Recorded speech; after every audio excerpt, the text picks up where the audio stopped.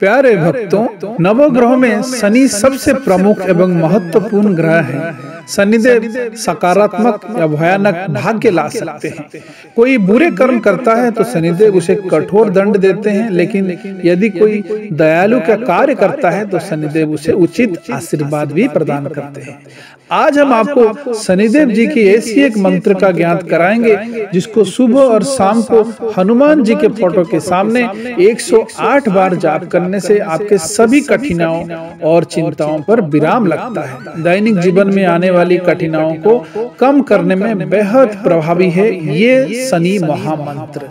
तो चलिए सुनते हैं शनिदेव जी की ये महामंत्र।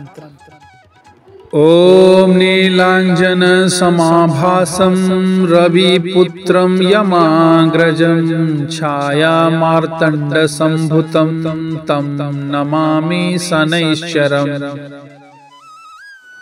ओम नीलांजन समाभासं रविपुत्रं यमाग्रजं छाया मार्तंड संभुतं तं नमामि शनैश्चरम्। ओम नीलांजन समाभासं रविपुत्रं यमाग्रजं छाया मार्तंड संभुतं तं नमामि शनैश्चरम्। ओम नीलांजन समाभासं रविपुत्रं यमाग्रजं छाया मार्तंड संभुतं तं नमामि शनैश्चरम्। ओम नीलांजन समाभासं रविपुत्रं यमाग्रजं छाया मार्तंड संभुतं तं नमामि शनैश्चरम्। ओम नीलांजन समाभासं रविपुत्रं यमाग्रजं छाया मार्तंड संभुतं तं नमामि शनैश्चरम्। ओम नीलांजन समाभासं रविपुत्रं यमाग्रजं छाया मार्तंड संभुतं तं नमामि शनैश्चरम्। ओम नीलांजन समाभासं रविपुत्रं यमाग्रजं छाया मार्तंड संभुतं तं नमामि शनैश्चरम्। ओम नीलांजन समाभासं रविपुत्रं यमाग्रजं छाया मार्तंड संभुतं तं नमामि शनैश्चरम्। ओम नीलांजन समाभासं रविपुत्रं यमाग्रजं छाया मार्तंड संभुतं तं नमामि शनैश्चरम्। ओम नीलांजन समाभासं रविपुत्रं यमाग्रजं छाया मार्तंड संभुतं तं नमामि शनैश्चरम्। ओम नीलांजन समाभासं रविपुत्रं यमाग्रजं छाया मार्तंड संभुतं तं नमामि शनैश्चरम्। ओम नीलांजन समाभासं रविपुत्रं यमाग्रजं छाया मार्तंड संभुतं तं नमामि शनैश्चरम्।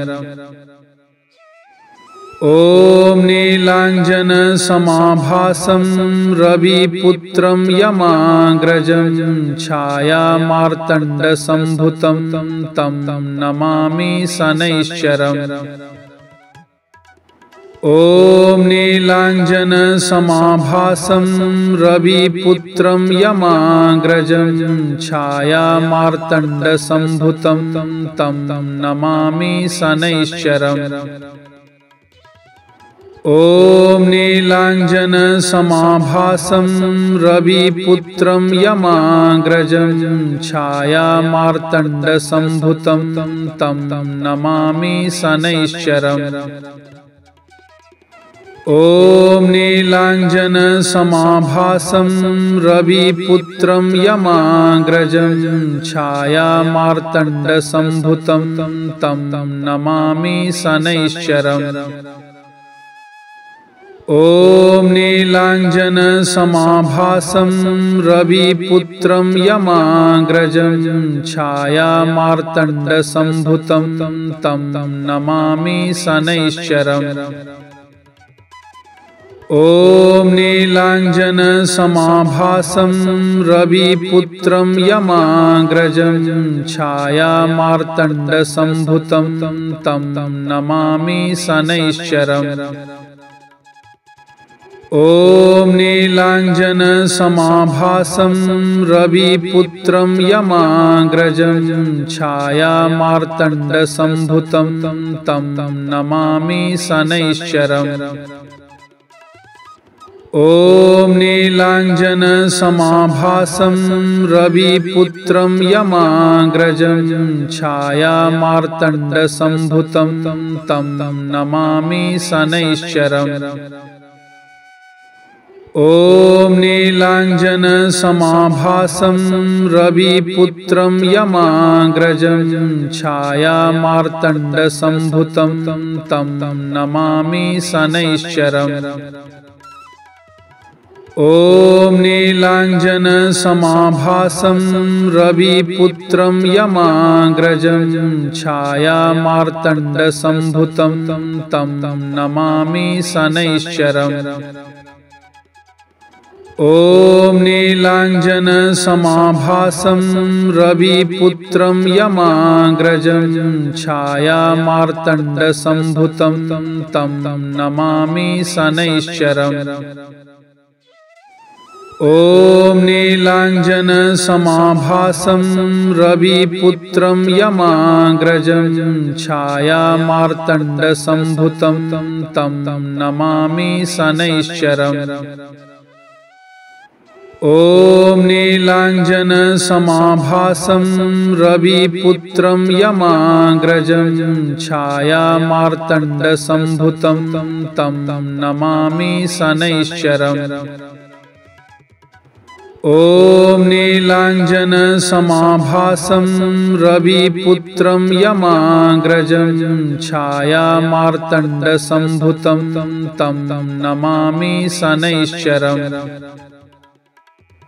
ॐ नीलाञ्जनसमाभासं रविपुत्रं यमाग्रजं छायामार्तण्डसम्भुतं तं नमामि शनैश्चरम्। ॐ नीलाञ्जनसमाभासं रविपुत्रं यमाग्रजं छायामार्तण्डसम्भुतं तं नमामि शनैश्चरम्। ॐ नीलाञ्जनसमाभासं रविपुत्रं यमाग्रजं छायामार्तण्डसम्भुतं तं नमामि शनैश्चरम्। ॐ नीलाञ्जनसमाभासं रविपुत्रं यमाग्रजं छायामार्तण्डसम्भुतं तं नमामि शनैश्चरम्। ॐ नीलाञ्जनसमाभासं रविपुत्रं यमाग्रजं छायामार्तण्डसम्भुतं तं नमामि शनैश्चरम्। ॐ नीलाञ्जनसमाभासं रविपुत्रं यमाग्रजं छायामार्तण्डसम्भुतं तं नमामि शनैश्चरम्। ॐ नीलाञ्जनसमाभासं रविपुत्रं यमाग्रजं छायामार्तण्डसम्भुतं तं नमामि शनैश्चरम्। ॐ नीलाञ्जनसमाभासं रविपुत्रं यमाग्रजं छायामार्तण्डसम्भुतं तं नमामि शनैश्चरम्।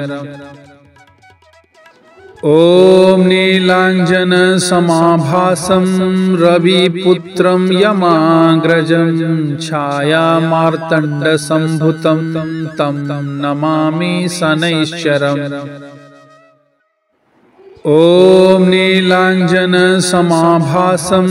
रविपुत्रं यमाग्रजं छायामार्तण्डसम्भुतं तं नमामि शनैश्चरम्।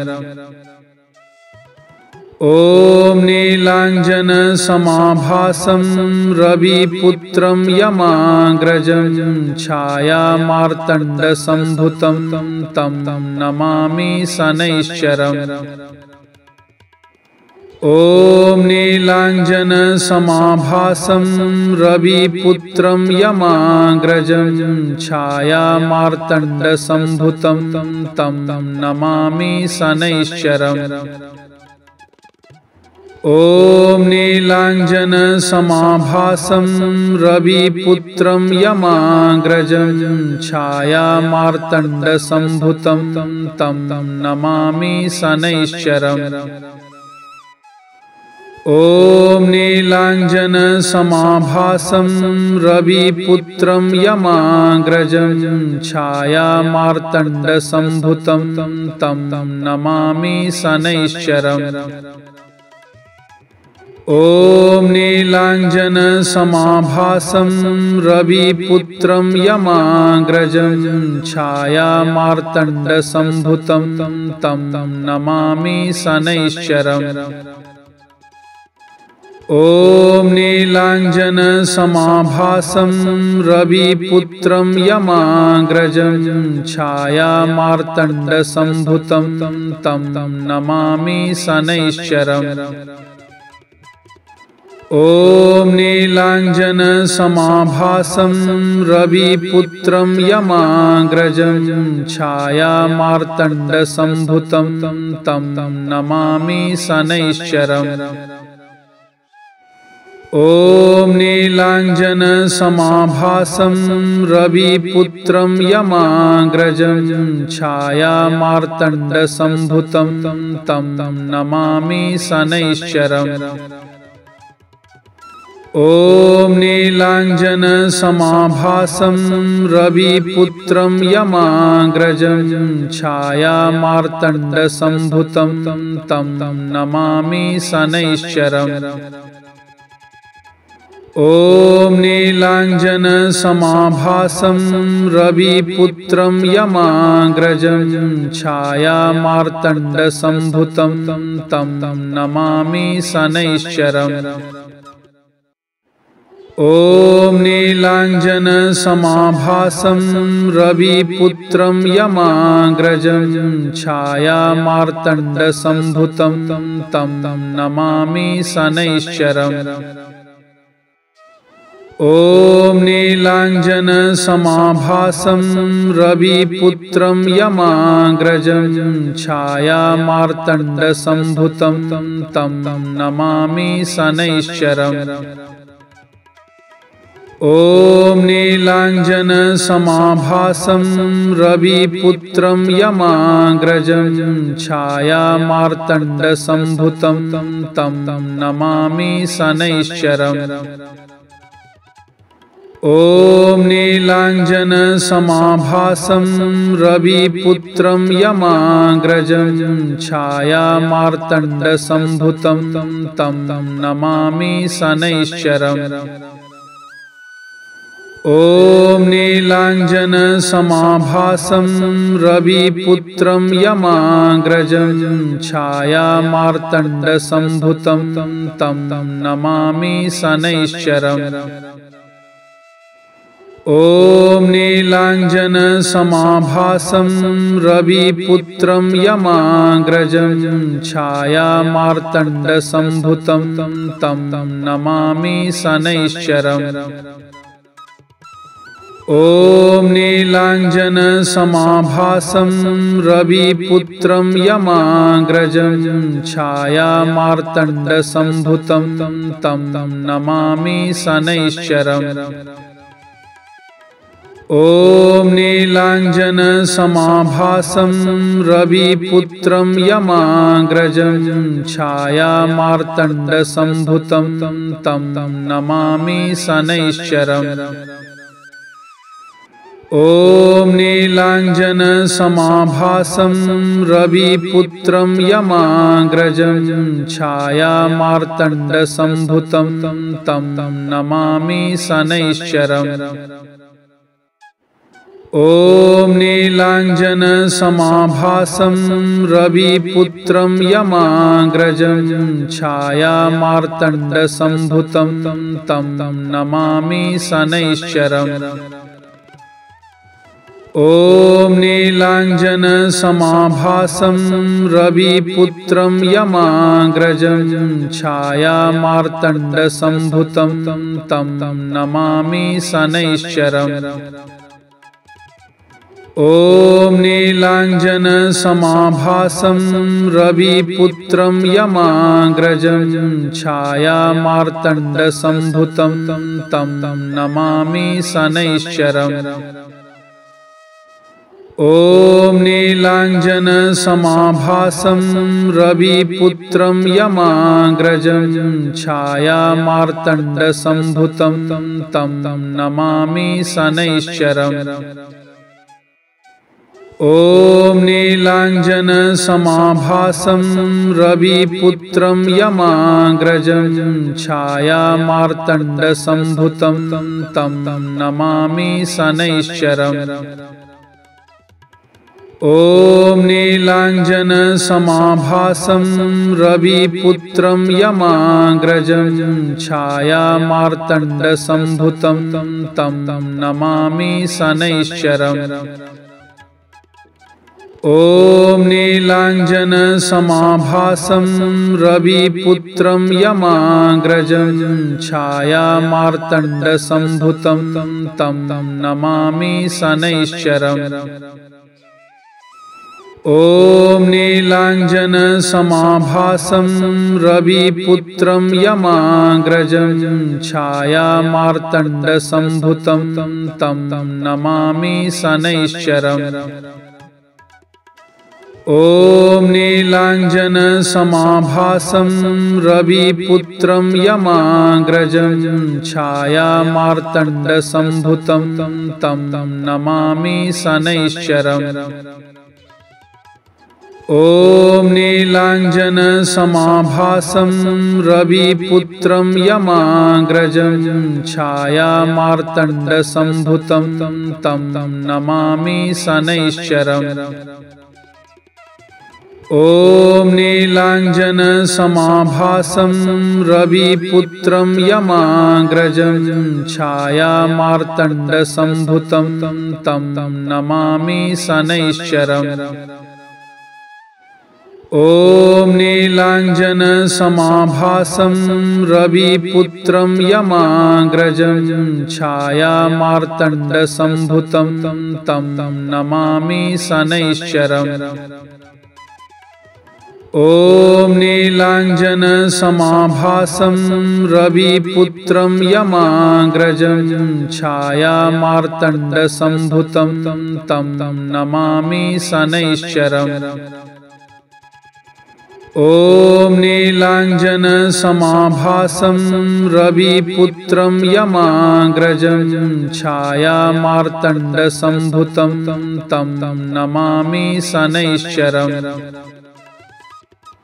ॐ नीलाञ्जनसमाभासं रविपुत्रं यमाग्रजं छायामार्तण्डसम्भुतं तं नमामि शनैश्चरम्। ॐ नीलाञ्जनसमाभासं रविपुत्रं यमाग्रजं छायामार्तण्डसम्भुतं तं नमामि शनैश्चरम्। ॐ नीलाञ्जनसमाभासं रविपुत्रं यमाग्रजं छायामार्तण्डसम्भुतं तं नमामि शनैश्चरम्। ॐ नीलाञ्जनसमाभासं रविपुत्रं यमाग्रजं छायामार्तण्डसम्भुतं तं नमामि शनैश्चरम्। ॐ नीलाञ्जनसमाभासं रविपुत्रं यमाग्रजं छायामार्तण्डसम्भुतं तं नमामि शनैश्चरम्। ॐ नीलाञ्जनसमाभासं रविपुत्रं यमाग्रजं छायामार्तण्डसम्भुतं तं नमामि शनैश्चरम्। ॐ नीलाञ्जनसमाभासं रविपुत्रं यमाग्रजं छायामार्तण्डसम्भुतं तं नमामि शनैश्चरम्। ॐ नीलाञ्जनसमाभासं रविपुत्रं यमाग्रजं छायामार्तण्डसम्भुतं तं नमामि शनैश्चरम्। ॐ नीलाञ्जनसमाभासं रविपुत्रं यमाग्रजं छायामार्तण्डसम्भुतं तं नमामि शनैश्चरम्। ॐ नीलाञ्जनसमाभासं रविपुत्रं यमाग्रजं छायामार्तण्डसम्भुतं तं नमामि शनैश्चरम्। ॐ नीलाञ्जनसमाभासं रविपुत्रं यमाग्रजं छायामार्तण्डसम्भुतं तं नमामि शनैश्चरम्। ॐ नीलाञ्जनसमाभासं रविपुत्रं यमाग्रजं छायामार्तण्डसम्भुतं तं नमामि शनैश्चरम्। ॐ नीलाञ्जनसमाभासं रविपुत्रं यमाग्रजं छायामार्तण्डसम्भुतं तं नमामि शनैश्चरम्। ॐ नीलाञ्जनसमाभासं रविपुत्रं यमाग्रजं छायामार्तण्डसम्भुतं तं नमामि शनैश्चरम्। ॐ नीलाञ्जनसमाभासं रविपुत्रं यमाग्रजं छायामार्तण्डसम्भुतं तं नमामि शनैश्चरम्। ॐ नीलाञ्जनसमाभासं रविपुत्रं यमाग्रजं छायामार्तण्डसम्भुतं तं नमामि शनैश्चरम्। ॐ नीलाञ्जनसमाभासं रविपुत्रं यमाग्रजं छायामार्तण्डसम्भुतं तं नमामि शनैश्चरम्। ॐ नीलाञ्जनसमाभासं रविपुत्रं यमाग्रजं छायामार्तण्डसम्भुतं तं नमामि शनैश्चरम्। ॐ नीलाञ्जनसमाभासं रविपुत्रं यमाग्रजं छायामार्तण्डसम्भुतं तं नमामि शनैश्चरम्। ॐ नीलाञ्जनसमाभासं रविपुत्रं यमाग्रजं छायामार्तण्डसम्भुतं तं नमामि शनैश्चरम्। ॐ नीलाञ्जनसमाभासं रविपुत्रं यमाग्रजं छायामार्तण्डसम्भुतं तं नमामि शनैश्चरम्। ॐ नीलाञ्जनसमाभासं रविपुत्रं यमाग्रजं छायामार्तण्डसम्भुतं तं नमामि शनैश्चरम्। ॐ नीलाञ्जनसमाभासं रविपुत्रं यमाग्रजं छायामार्तण्डसम्भुतं तं नमामि शनैश्चरम्। ॐ नीलाञ्जनसमाभासं रविपुत्रं यमाग्रजं छायामार्तण्डसम्भुतं तं नमामि शनैश्चरम्। ॐ नीलाञ्जनसमाभासं रविपुत्रं यमाग्रजं छायामार्तण्डसम्भुतं तं नमामि शनैश्चरम्। ॐ नीलाञ्जनसमाभासं रविपुत्रं यमाग्रजं छायामार्तण्डसम्भुतं तं नमामि शनैश्चरम्। ॐ नीलाञ्जनसमाभासं रविपुत्रं यमाग्रजं छायामार्तण्डसम्भुतं तं नमामि शनैश्चरम्। ॐ नीलाञ्जनसमाभासं रविपुत्रं यमाग्रजं छायामार्तण्डसम्भुतं तं नमामि शनैश्चरम्। ॐ नीलाञ्जनसमाभासं रविपुत्रं यमाग्रजं छायामार्तण्डसम्भुतं तं नमामि शनैश्चरम्। ॐ नीलाञ्जनसमाभासं रविपुत्रं यमाग्रजं छायामार्तण्डसम्भुतं तं नमामि शनैश्चरम्। ॐ नीलाञ्जनसमाभासं रविपुत्रं यमाग्रजं छायामार्तण्डसम्भुतं तं नमामि शनैश्चरम्। ॐ नीलाञ्जनसमाभासं रविपुत्रं यमाग्रजं छायामार्तण्डसम्भुतं तं नमामि शनैश्चरम्। ॐ नीलाञ्जनसमाभासं रविपुत्रं यमाग्रजं छायामार्तण्डसम्भुतं तं नमामि शनैश्चरम्। ॐ नीलाञ्जनसमाभासं रविपुत्रं यमाग्रजं छायामार्तण्डसम्भुतं तं नमामि शनैश्चरम्।